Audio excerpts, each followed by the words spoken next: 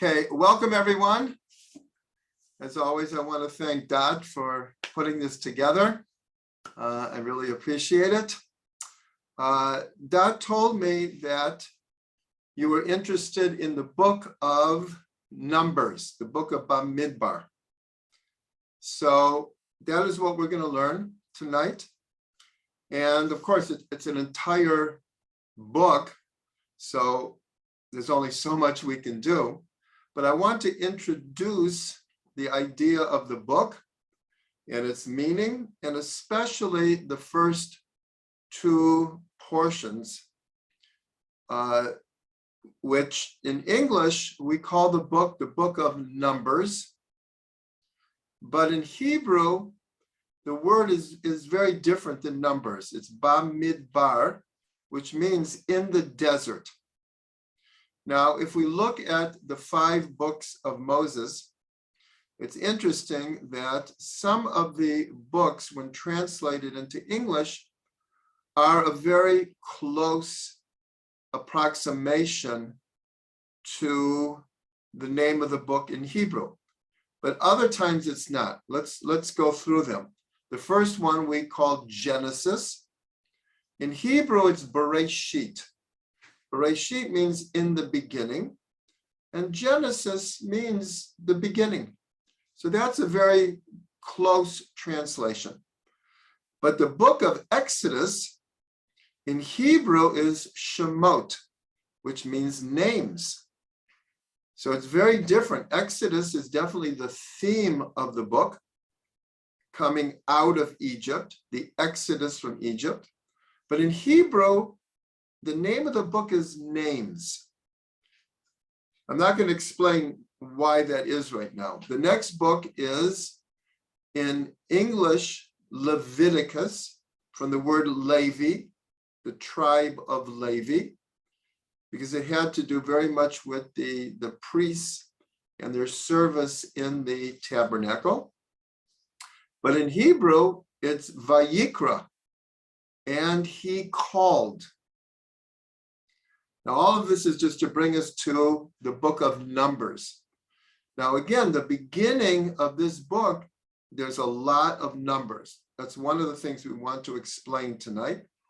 But in Hebrew, it's Bamidbar, which means in the desert. So it's a very different word than Numbers.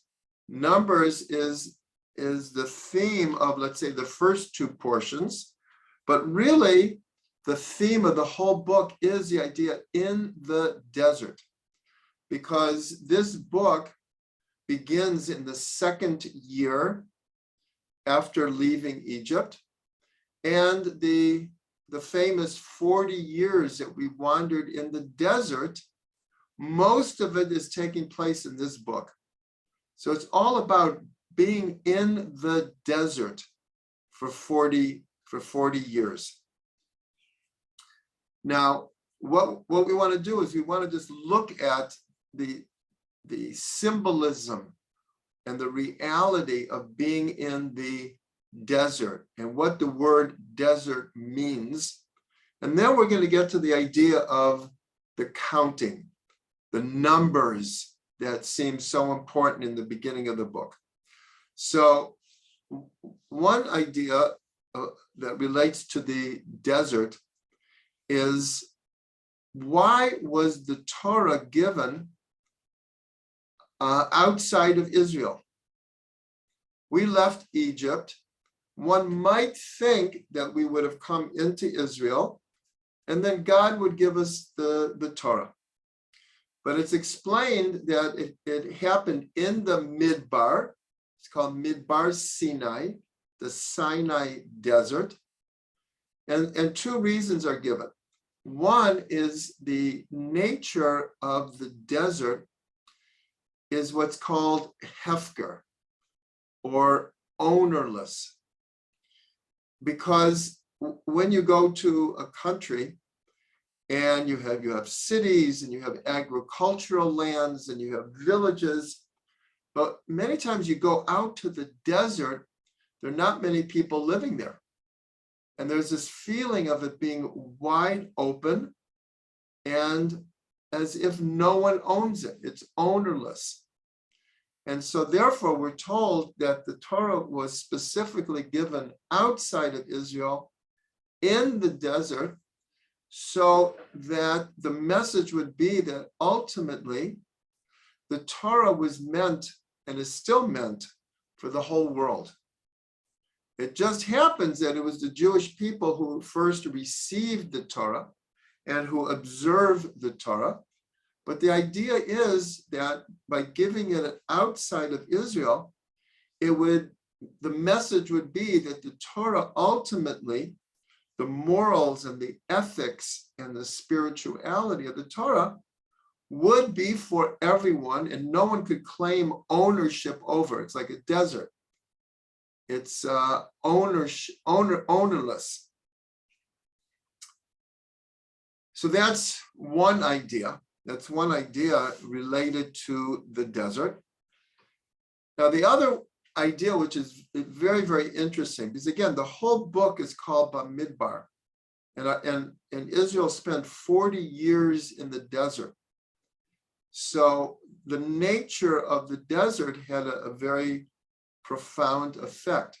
So the word midbar, if you change the vowels a little bit, and you said the same word, it's middaber, which means to speak. Now, this is somewhat paradoxical, because if anyone has spent time in the desert, because again, we're away from cities, we're away from agricultural, we're away from big highways.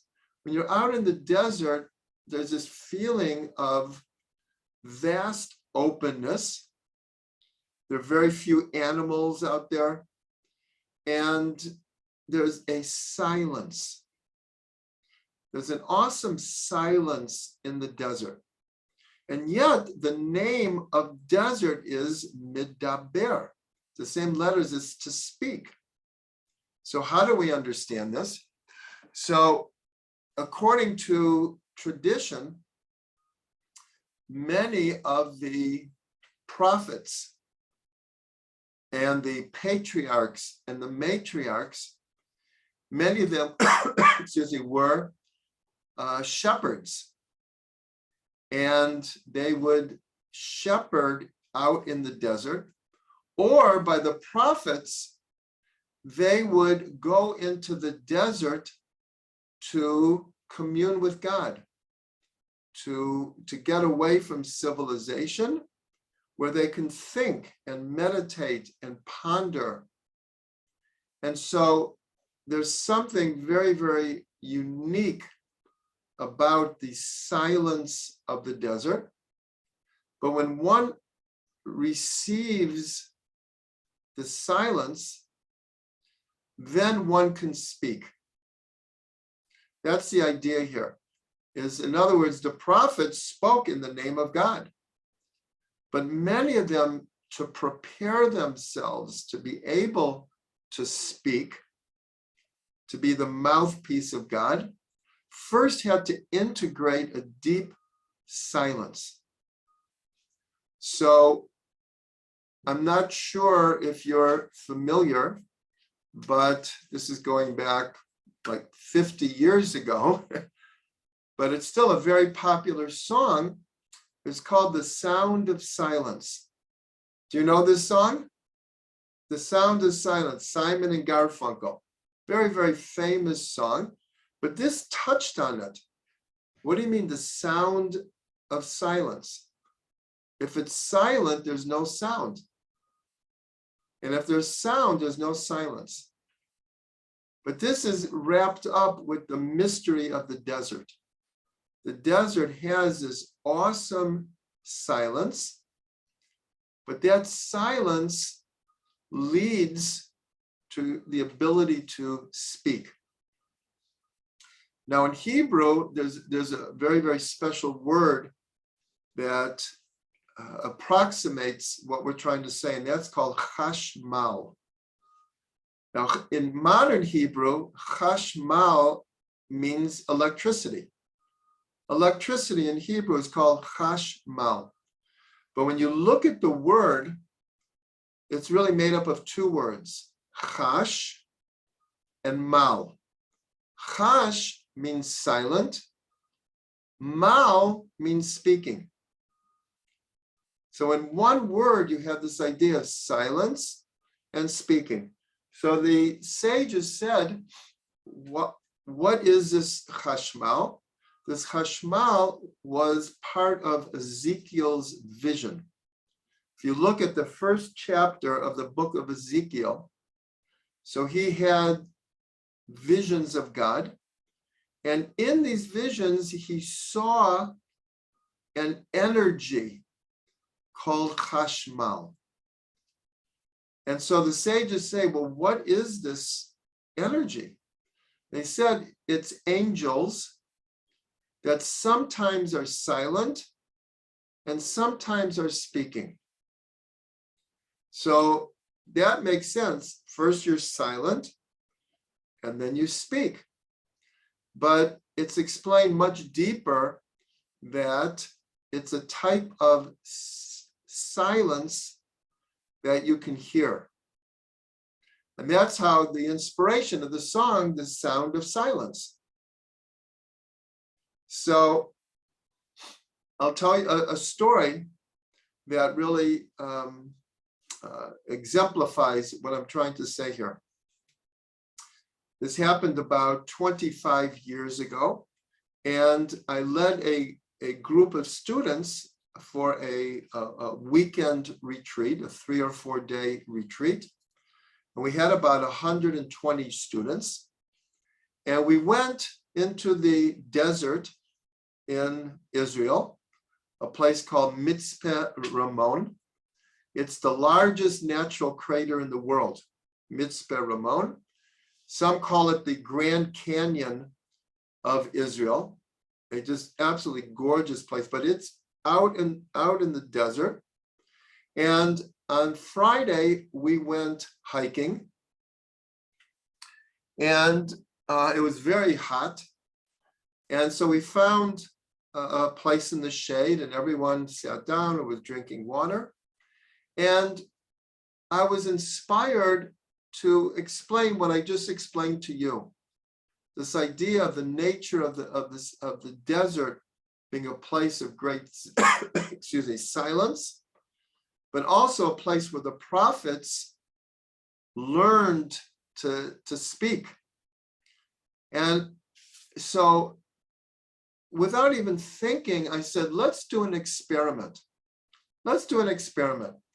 Everyone get comfortable. Everyone get, in a position. No talking, no sneezing, no scraping your feet, nothing. Let's see if we can hear the silence of the desert speaking to us. And so everyone did this. It was quite amazing. Like this is like 120 people. And everyone sat absolutely still. No one moved, no one breathed, no one thought. There was no roads near there. No airplanes flew by, no birds, not even wind. Wind makes a sound. It was absolutely silent. And it was awesome. It was absolutely awesome.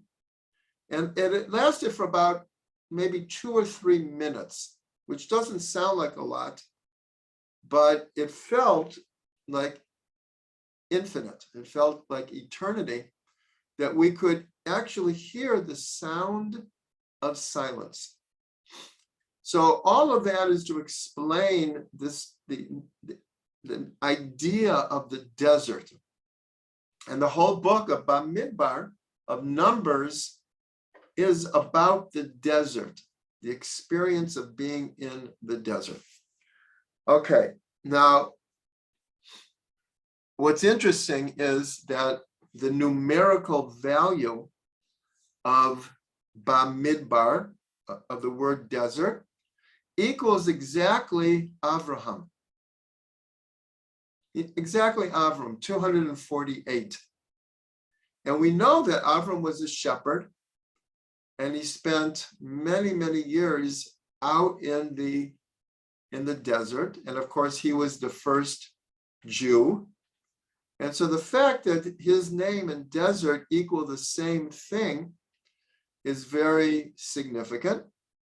And both of these words, Avraham and Bamidbar for desert, equals the same as B'Tselem Elokim, which means in the image of God.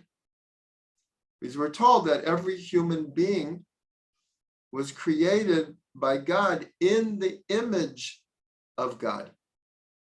And here we have this idea of Avraham equaling this phrase in the image of God, but also that the desert, that this experience of the sound of silence can make one appreciate and connect to this very soul level called being in the image of God. Okay, now, having said all of that, let's look at the idea of numbers. When you look at the first portion of Bamidbar, and most of the second portion also, it's all about counting people, counting tribes, counting how they camped around the tabernacle, a whole portion. And many people is like, why do we need all of this? In other words, our belief is that the Torah is eternal and that every word, every story, every incident has eternal relevance. But how is it relevant to us? How many people were in this tribe? How many people were in that tribe? Where this tribe camped? Where that tribe camped? How many families of the Levites were they? How many were in each tribe? It's a big question. It's a big question because we have a general principle that the Torah doesn't waste any words. And it's only including things that have eternal relevance. So that is the question that we're going to address now. Because if anyone has read this chapter in English, it's like you scratch your head and like, what am I supposed to make from this? Like, what does this all mean to me now?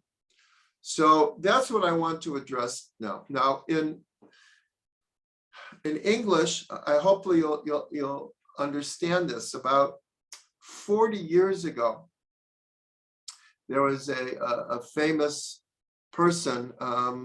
His name was Marshall McLuhan, and now everyone talks about media. Everything is media, media platforms, Facebook,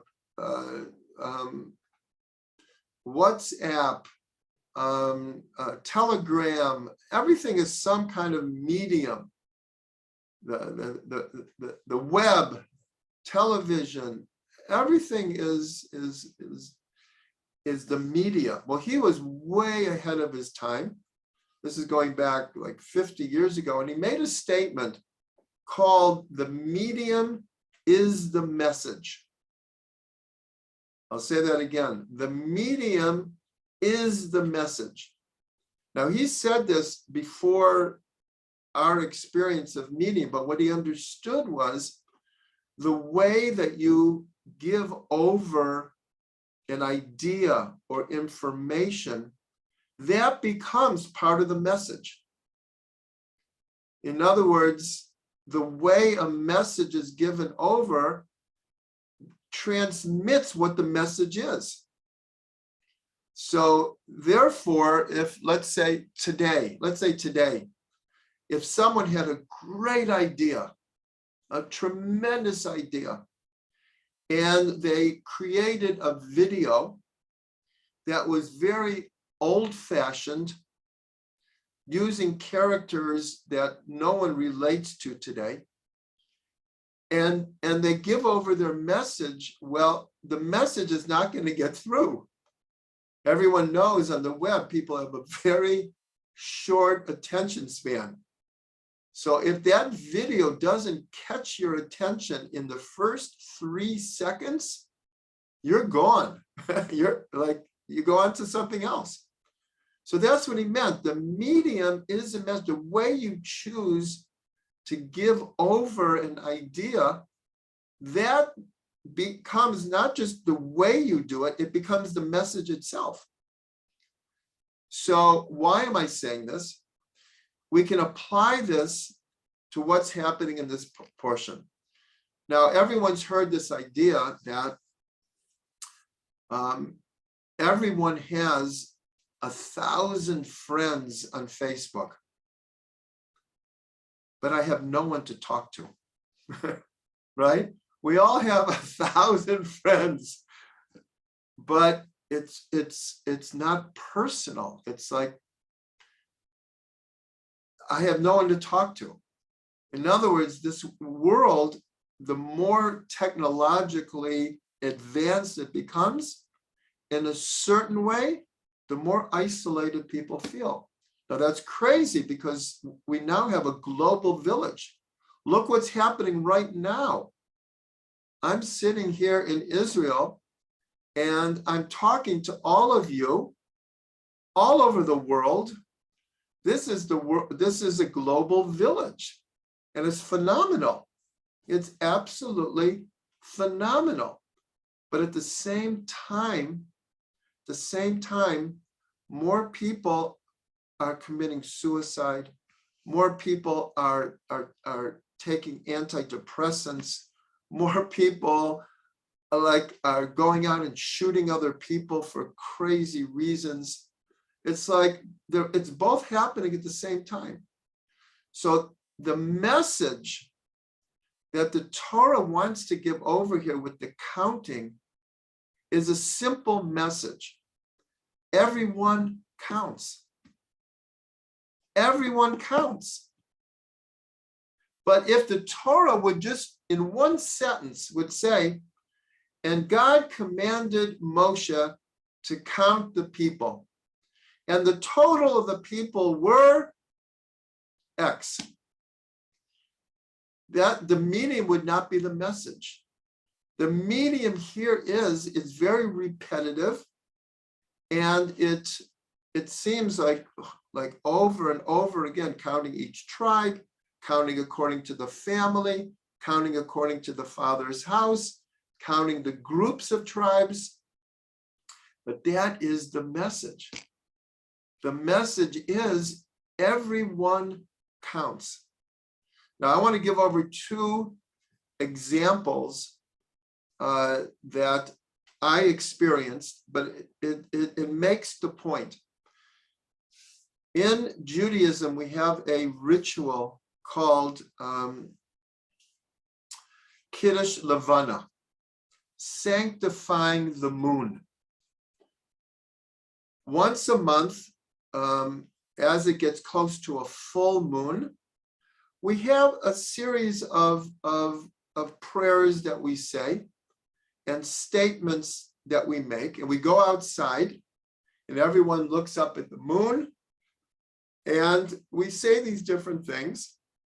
Excuse me. And one of them is, and usually you do it with a large group of people, and you turn to 3 people and you say, Shalom Aleichem, and they answer back, Aleichem Shalom, like peace to you, and then they answer to you, peace. And then you turn to a second person and you say, peace to you, and they say to you, peace. Then you turn to a third person, peace to you, and to you, peace. Okay, and then you go on with the rest of the ritual. So our Rabbi Shlomo Carlebach, So he had a very, very unique way to do this. And since he was very popular, sometimes when we would do this ritual called a Kiddush Levana, there'd be maybe 100 people there, maybe 200 people there. I experienced this many times. So he did something very unique. Instead of at the same time, like everyone turning to each other, and then the whole thing is over in 10 seconds. Shalom aleichem, aleichem shalom. Shalom aleichem, aleichem shalom. What he would do is he would have each person say Shalom aleichem to the whole group. And the whole group would answer back. We would sing it, actually. We would sing back Aleichem Shalom. And sometimes this took a half an hour, sometimes an hour. But everyone had their chance to shine. Everyone counted. It wasn't like there are 200 people there and everyone's lost in the crowd. Everyone had their moment to shine. So it was an amazing thing. It was an amazing thing. Now, the other example, I'm sure you've all heard of the Lubavitcher Rabbi. And in his 80s, he was like 85 years old. He began doing this every Sunday. This was in Brooklyn. He would stand and give out dollar bills, and to encourage people to then take those dollar bills and then they should give to charity. And so it became that people, you've heard the expression, people were lined up around the block. You've heard this expression, like to get into a movie or a concert, and you have tickets. And the line is very long. It goes around the block until you could get into the theater. People used to stand literally around the block waiting to approach the rabbi, and he would hand you a dollar bill. He would give you a blessing. Sometimes people would ask him a very quick question and then move on. And so this happened for about 5 or 6 years. Every Sunday, thousands of people just to be in the Rebbe's presence for about 5 seconds. People would wait hours in line in order to have 5 seconds with the Rebbe. But what was the Rebbe trying to show? He could have given $5,000 to his one of his students and say, here, give out this money and tell them from me, you should give charity. No, he wanted to be in the presence of each and every person.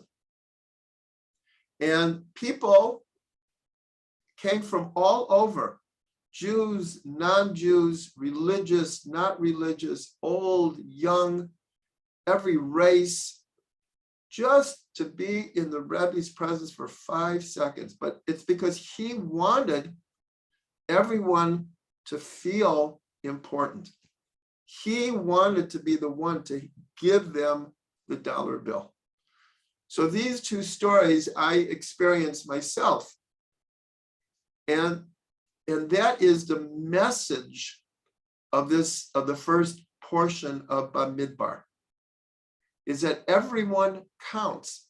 So again, if the medium is the message, and the Torah said, and God commanded Moshe to count all the people, and he counted all the people.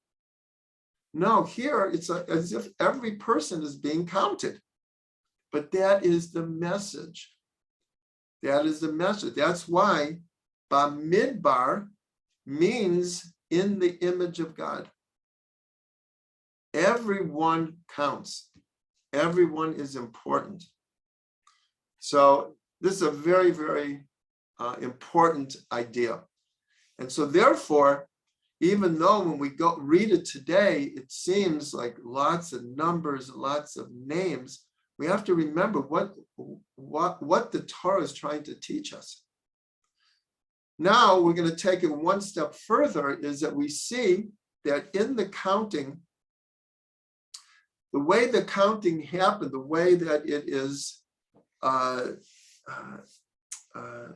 language in the Torah is a person is counted as an individual, counted as part of a family, counted as part of a tribe, counted as a part of a group of tribes, and then counted as part of all of Israel.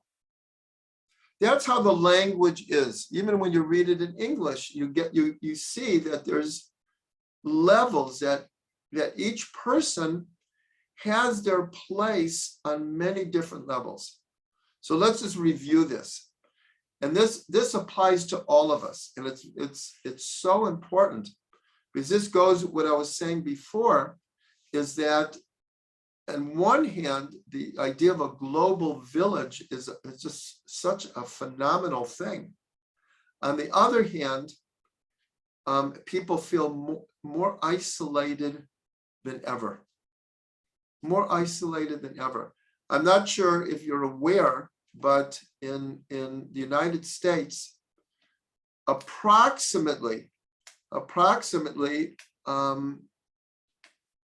let me just think for a second. It's somewhere between 1 and 200 people die every single day from an overdose of drugs.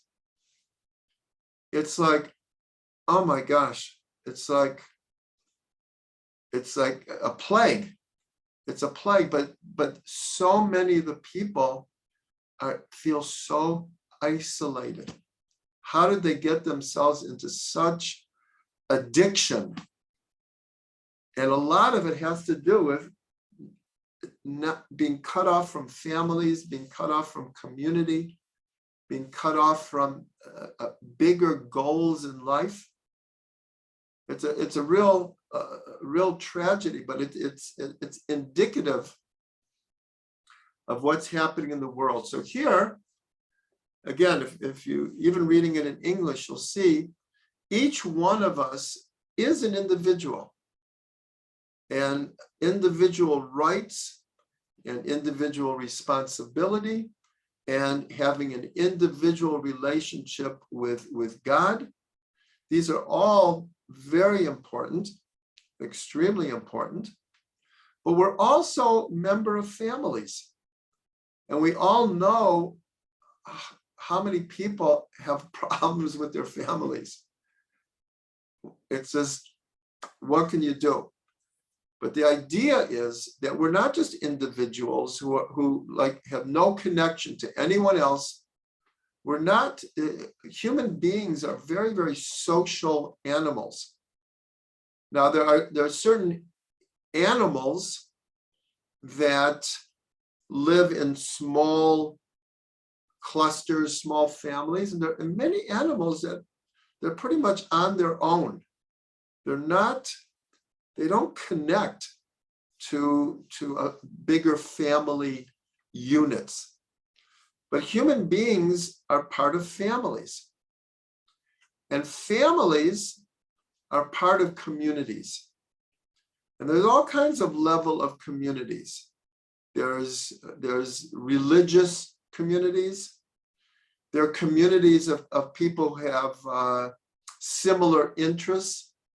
Could be music, it could be sports, it could be philosophy, it could be poetry, it could be art, but people form communities around like ideas.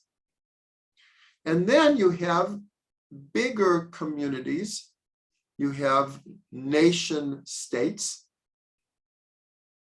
and then we have the global village today, where beyond our being a part of a particular family, or nation or race or religion.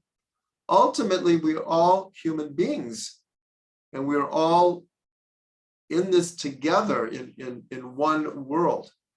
So we have the individual, the family, community, bigger communities, whether we call them religions or nation states or democracies or bigger ideas. And then we have all of humanity. And even ultimately, we have all of creation. That we are human beings, but there's a whole creation out there that we're a part of also. So there's in what's called Ethics of the Fathers, Pirkei Avot, there's a famous saying from Hillel HaZaken, one of the greatest sages. And he said, Im ein ani li, mi li. If I am not for myself, who will be? In other words, the line stops here. I have to take responsibility. No one else is going to take responsibility for me. If I am not for myself, who will be for me? But then he turns around and he says, V'im ani la'atzmi ma'ani. But if I'm only for myself, what am I? Like what kind of a way to live is that? That I'm like the center of the world and nothing else matters?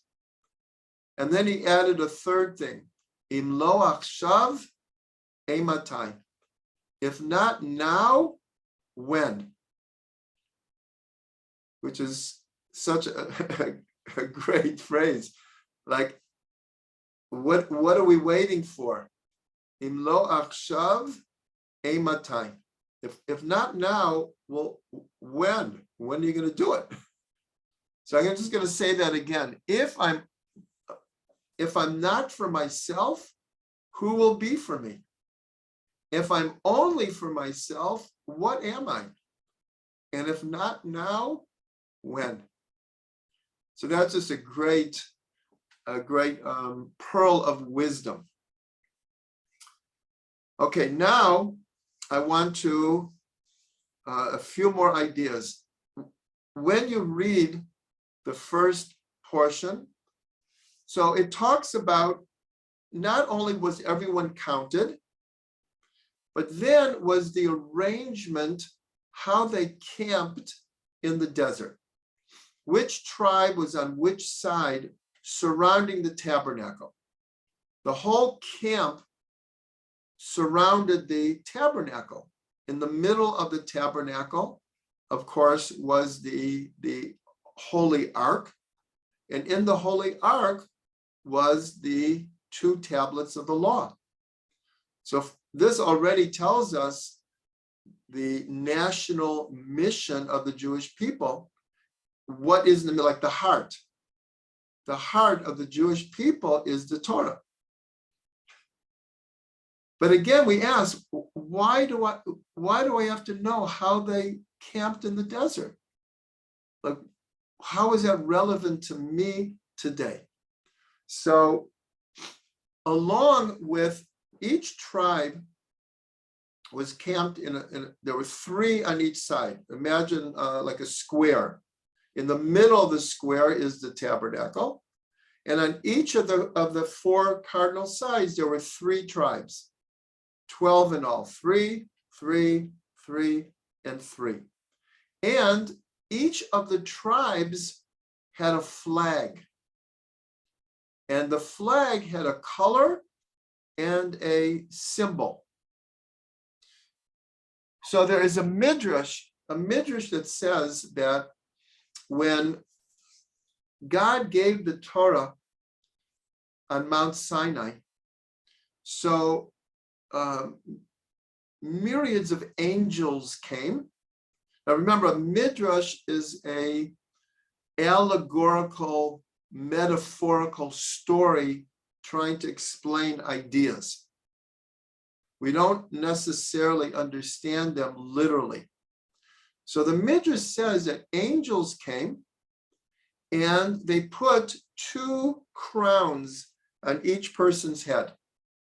One crown was because we made a statement. Before the Torah was given, we said, Na'aseh v'nishma. We will do and we will hear. Meaning, God, we don't know what's going to be in your Torah, but we trust you so much that we will do it, and then we'll come to hear, we'll come to understand what it is. But even before you give it to us, we trust it's going to be good. So we're pledging to do it, and even if we don't understand it, eventually we'll understand it, but we're going to do it anyways.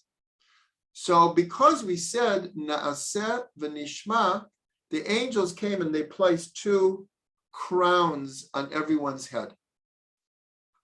And it said, along with that, the angels came with flags. With flags. And the Midrash says that the people looked at the flags and they said, wow, we also want flags. And God said, you want flags? I'll give you flags. Your tribes will have flags in the desert. Okay, so the question is, what does this mean? What are we being taught here? What is this flag, and why did Israel want flags so much? So the word in Hebrew for flag is degel. And the numerical value of degel equals the word, the heart. The heart. In our tradition, how do we define an angel? An angel, first of all, is an energy, and it's a messenger. An angel is a messenger. And God uses the circumstances of our lives to send us messages. These are our angels. And an angel has a purpose, just like a messenger. When someone is a messenger, he's carrying a message from one person to another. And meaning he has a purpose. So it's explained what turned the people on so much to these flags, because they could feel that the angels were full of purpose. They had purpose. And they said, we also want to have purpose. We also want these flags represented having purpose. Now, there's a very, very famous book called Man in Search of Meaning. This book was written quite a while ago by a man called Viktor Frankl.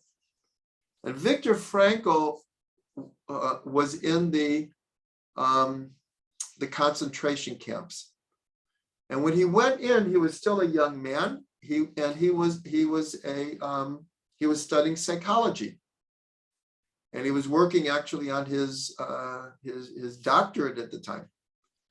And he lived through the concentration camps. And he noticed something, and he later wrote a book about it called Man in Search of Meaning. It was a very, very influential book in its day. And what he noticed was in the camps, so the Nazis did everything they could to take away a person's humanity, to degrade a person until they didn't even feel like they were a human being anymore. And so many people lost the will to live. And he noticed that there was a certain look in someone's eye, that when someone would just they were so beaten and so, you can imagine if he could see in people's eyes where they lost the will to live. He noticed most of them didn't make it. But others, no matter how hard it was and how inhuman, they held on to a reason to live. And he found that those are the people who more likely would survive. So he wrote this whole book called Man in Search of Meaning. And he proposed this idea that this is part of the human condition, is to search for meaning. And we don't have meaning. This is really what I mentioned before about hundreds of people dying every day from overdoses. And so many times these are people who at some point they lose a purpose of why they're living. And then it's all downhill after that. And so these are these flags. And you'll read about them in the portion. It mentions these flags and the symbols on them, and they had colors. But that's the symbolism. Why are these flags so important? So that's another deep idea. And I'm going to end with one more idea, and that is, what do we learn from the encampment in the desert? That there were 3 tribes on this side and 3 tribes on this side and 3 here and 3 here.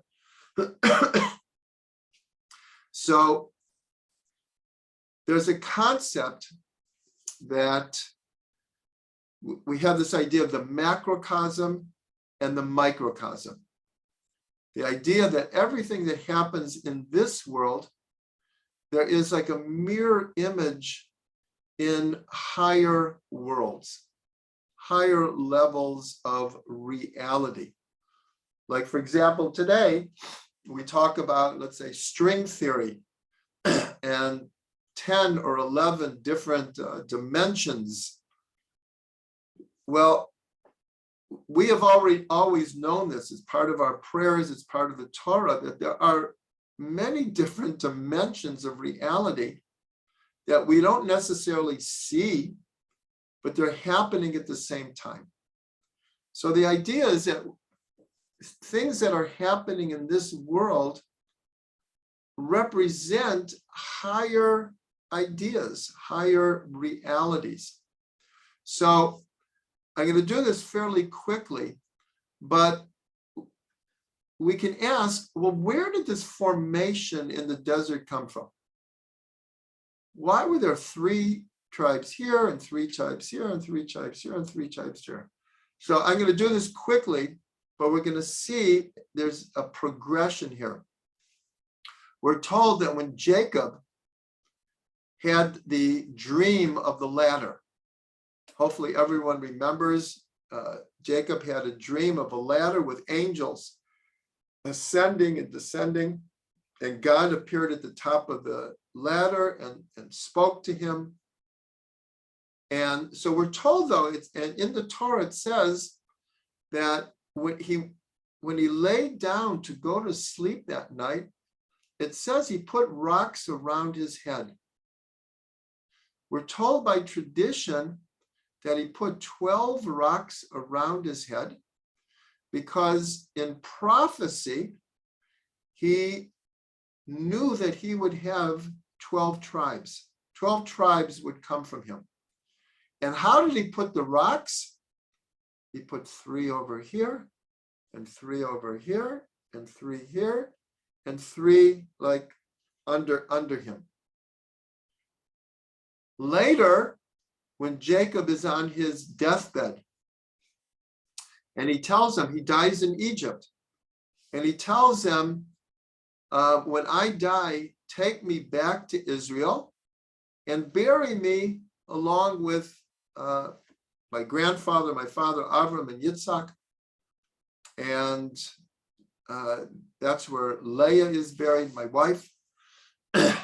And while he was on his deathbed, he told each tribe where to stand around him as his soul left the world, and that when they took the body from Egypt to Israel, his casket should be in the middle, and the tribes should be around him in the exact order that they later would be.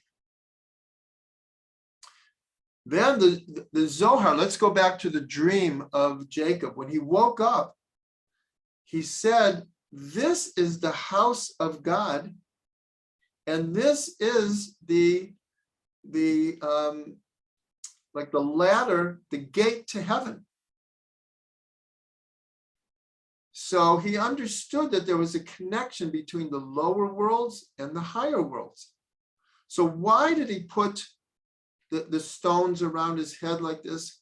Why did he tell the tribes to walk with his body in this way? Is because we're told that just like in this world, there's what's called the physical Jerusalem, there's what's called the heavenly Jerusalem. And in the worlds above, also, there's God's throne of glory. And around the throne of glory, there are 4 archangels. In Hebrew, Michael, Gabriel, in English, Michael, Gabriel, Raphael, and Uriel. There's also 4 sets of angels surrounding the throne of glory. So now, and we'll add one more thing, is in the Zohar, it says that Jerusalem is built on 12 stones. And if anyone has been in Jerusalem, you know that Jerusalem is a series of hills and mountains. And all of it surrounds what's called the Temple Mount. So the Temple Mount is in the middle. And just like you have angels around the throne of glory, or the tribes around the tabernacle, so the hills surround the Temple Mount in Jerusalem. So now, if we go back to the Torah portion and we're reading, this tribe is over here and this tribe is over there, all of a sudden it's like, whoa, this is connected to many, many other ideas on many, many different dimensions. So this was an introduction to the book of Bamidbar, especially the first portion with all of the numbers and all of the counting. And the rest of the book is full of very, very famous stories. Many, many, many, many stories happen, as you can imagine, during the 40 years in the desert. But here, hopefully, we got an idea of what the Midbar is, what the desert is, the silence of the desert, and the idea that the Torah is given in the desert, so it would be open to everyone, and the idea of not just counting, but that everyone counts.